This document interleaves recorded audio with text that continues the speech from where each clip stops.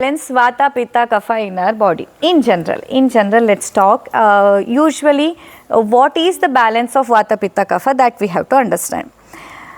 You might have received that Nadi Pariksha chart where like vata 5, pitta 5 and kapha 5 subtypes are there. So they are the subtypes of the vata, pitta and the kapha, which are the functional entities in your body. At the worst scenario, it could be 5-5-5, where vata is also disturbed, pitta is also disturbed, kapha is also disturbed. In the ideal condition, in the apparently healthy person, it should be 1-1-1. Vata is 1, pitta is 1, kapha is 1, because technically speaking, we cannot achieve that 0-0-0 state when we are alive. Any one imbalance will be there. Vata, any one thing, pitta, any one thing, that will be there. We cannot expect ourselves to become 0-0-0. That is impossible. At least when we are alive, it is not possible. 1-1-1 is the apparently healthy condition. To reach that stage, there is one more little obstacle, is your Prakriti. Your Prakriti is one aspect which comes with you at the time of the birth itself. By the time you take your birth, your body will be either predominantly, it is more of the vata in some people, it's predominantly more of the pitta in some people, it is predominantly more of the kapha in some people. Then what happens? It will become 1-2-2. For example, you are a pitta person, your ideal apparently healthy condition would be 1-2-1, where even though pitta is 2, but it is considered as apparently healthy. If you are a vata person, then what happens? 2-1-1 is the apparently healthy state, because it cannot become 1-1-1. As your Prakriti, by birth itself it is vata, it will be 2-1-1. In sometimes what happens, people will have dual Prakritis, where vata and pitta both will be more vata, more pitta by birth itself. Then what happens? 2-2-1 will be the ideal condition. Let's say your body has like more kapha by birth, then 1-2-2 will be the ideal apparently healthy condition for you. But definitely when it becomes more than 2, 3, 4, 5, then definitely it is the sign that you are heading towards the many different diagnoses in your body. Sure. Yes, that is for sure. If it is more than 2, then that is the alarming sign in your body where you have to work for bringing it down. If you want to balance your vata, then going with the basti chikitsa, either for 8 days or for 16 days or for the 30 days, depending on the variation of the vata dosha in your body, that is the requirement to balance the vata. If you want to maintain the balance, the pitta dosha in your body, then going for the virechana chikitsa, either with 3 days of the snehapana or 5 days or 7 days of the snehapana, depending on the need of your body, going with the virechana chikitsa will be helpful to balance the pitta dosha.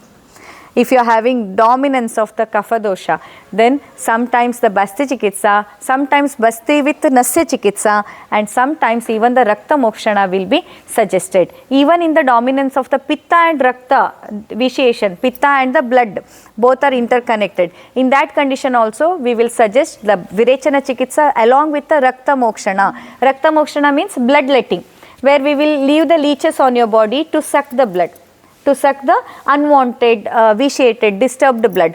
That blood will be taken out of your body, and then it enhances the circulation and it detoxifies your pitta as well as the rakta dosha in your body. This is how the combination of the therapies, like there are some of you may be having the basti chikitsa along with the nasya.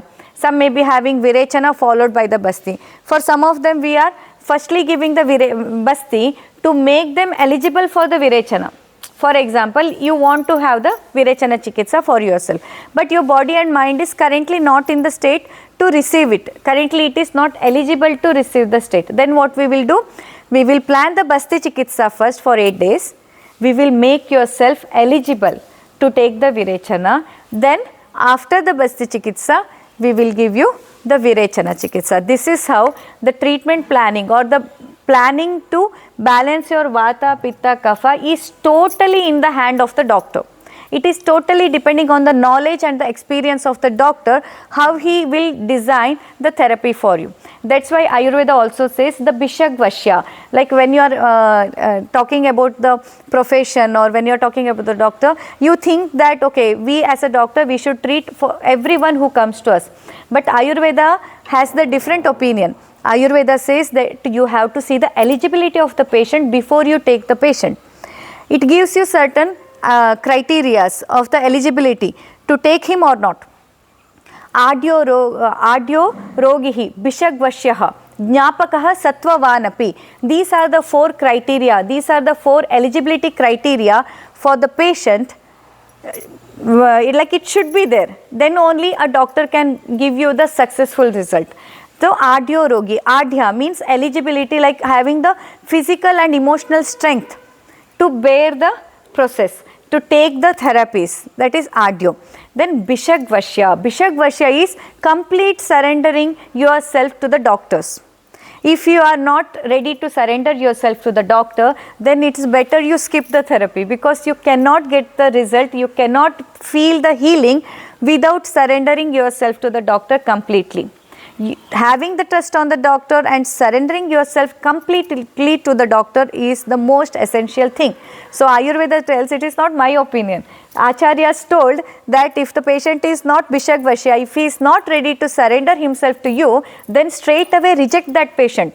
If at all you treat that patient, it will be Yashohani, Manahani and Arthahani to the doctor. See how beautifully they have explained, like 4,000 years ago.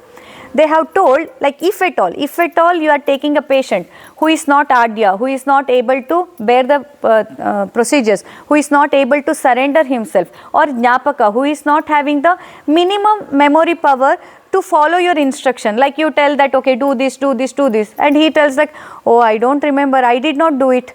Jnapaka, if he do not have the basic memory to understand and follow your instruction. And sattvavan, the person who does not have the sattva, the person who does not have that sattvika nature in his mind, straight away reject that person. Because if at all you treat people like that, they will take your therapy and go. But those people will give you the arthahani, manahani and yashohani.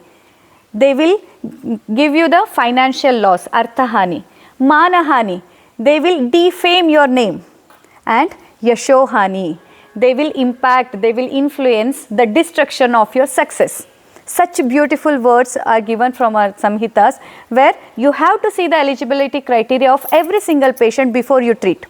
If you fail to see this eligibility criteria, then be ready to face Arthahani, Manahani and Yashohani. Be ready to face the financial loss, fame, losing the fame and losing all the success what you have achieved. This is the essence of Ayurveda, which tells in detail about all these little things which has to be kept in your mind if you are looking for the balance of the vata, pitta, kapha. You have to bear the procedures which is happening or which is decided by the doctor that this is best to you. And second thing, you have to surrender yourself to the doctor. And third thing, have little bit more focus on the therapy what is happening to you, and try to remember all the rules and the restrictions which are told to you, and also try to maintain more of the sattva. Try to stay away from the rajasika and tamasika, the aggressive thing and the ignorance. Try to come out of that ignorance and the aggressions, and try to be more stable, subtle, calm, composed, love, kind, compassion. Then only you can become successful in achieving the balance between the vata, pitta and the kapha. So these are the general restrictions, and along with that, healthy food, healthy activities, basic need of the exercise, good sleep and the home cooked food, all these are the same for all. Even for all the living being, it is necessary that we have to take care about all these, the basic need of our life, the sleep, activity, vyayama and the good food. Good food not just here also. You are having a very balanced healthy meal in your plate, but you are eating only all the negative thoughts, all the judgmental things, all the unnecessary interruptions about the people you are encountering, you will receive the same only. It is like there is one quote in Ayurveda, quote in Kannada, Kamale kannige Loka ella haladi. It is like whatever it is there inside, the same thing only you can see outside. Outside, whatever you are seeing, the people, they are just the reflection of your emotions. If you are cunning inside, everybody you encounter will feel like, oh, he may cheat me, he may do this too.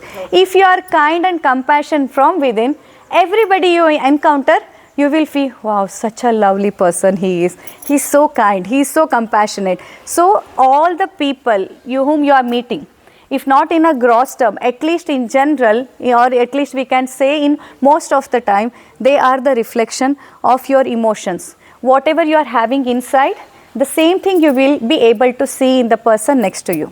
So please, please, please try to be little more compassionate, love, kind, patience, and this sattva, sorry, not sattva, it is sattva. So have some more sattva in your physically and the emotional aspect, so that you can get the best possible result out of this panchakarma. When you take care of all these little subtle things, definitely achievement of the balance between vata, pitta, kapha is not a big deal. Understand, coming out of your problem is not the big problem, but coming out of your ego is the biggest problem. You are not able to come out of your ego. You are not able to come out of your ignorance. You are not able to come out of your that judgmental space which you have within yourself. That is difficult for each one of us. It is not just for you or you. It is for everyone. We are all suffering with so much of the diagnosis. Do you really think that it is only because of the physical problems? Do you really think?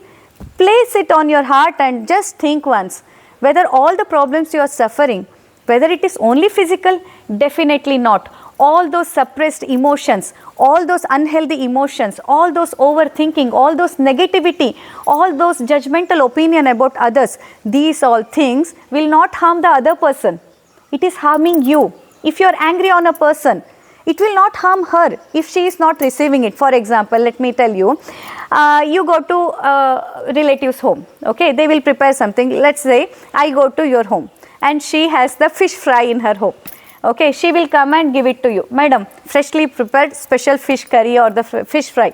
Take it, ma'am. But what I will say? No, thanks you. Because I don't eat non-veg. So what I will say? No, thank you, I don't want to eat it. Or, sorry, I cannot take it. And what she will do? She will take it back and she will eat it by her own. Similarly, when the person is throwing the anger, when the person is throwing the aggression, when the person is throwing all the unhealthy emotions towards yourself, it is in your hand whether you will eat it or you will say, no, thank you. It is in your hand. If you learn to say, thank you, I don't want it, or thank you, I cannot have it, then what happens? The person who has given it to you, he has to eat him by himself, because the person next to you is not receiving it. No matter whatever you throw it, whether you throw anger, whether you throw all the hatredness or whatever it is in your hand, whether you receive it or not. What happens? You receive everything, you eat everything, then you will blame her. Oh, I was a vegetarian, I don't wanted to eat fish, but she gave it to me, so I ate it. It is her blame, it's her blame. See, blaming is easy, but acceptance is difficult. Understand? Blaming someone for something is very easy, but accepting that, oh, I should not have eaten it. I knew that that is fish fry, but I don't know why did I eat it. It is my fault. Acceptance makes your life beautiful. If you learn to accept, you will become more healthy. If you learn to say no to all the unhealthy emotions which are coming from this universe, then you will be more healthy and happy from inside out, not just in the reports. Even from within, you can feel that health and the happiness if you learn this. Whatever they are giving, decide whether you want to have it or not. Don't cry after eating it. Receive it and then telling that, oh, she gave it to me, he gave it to me, they made me cry and all these things. No, you ate it and you are blaming them, because blaming is easy. Accepting is difficult. Blaming is easy. So if you want to maintain vata, pitta and kapha, help of the doctor, help of the panchakarma, and treating your own emotion, that is really, really, really important. That will definitely help not only your diagnosis, it will make all the relationship in your daily life with the parents, with the kids, with the colleagues, with the neighbors, with everyone, it will make your relationship very, very, very beautiful. So if you understand it, if you practice it, it will definitely make your life beautiful inside out. Yeah. Thank you. Thank you so much. Let's pray for the well-being of the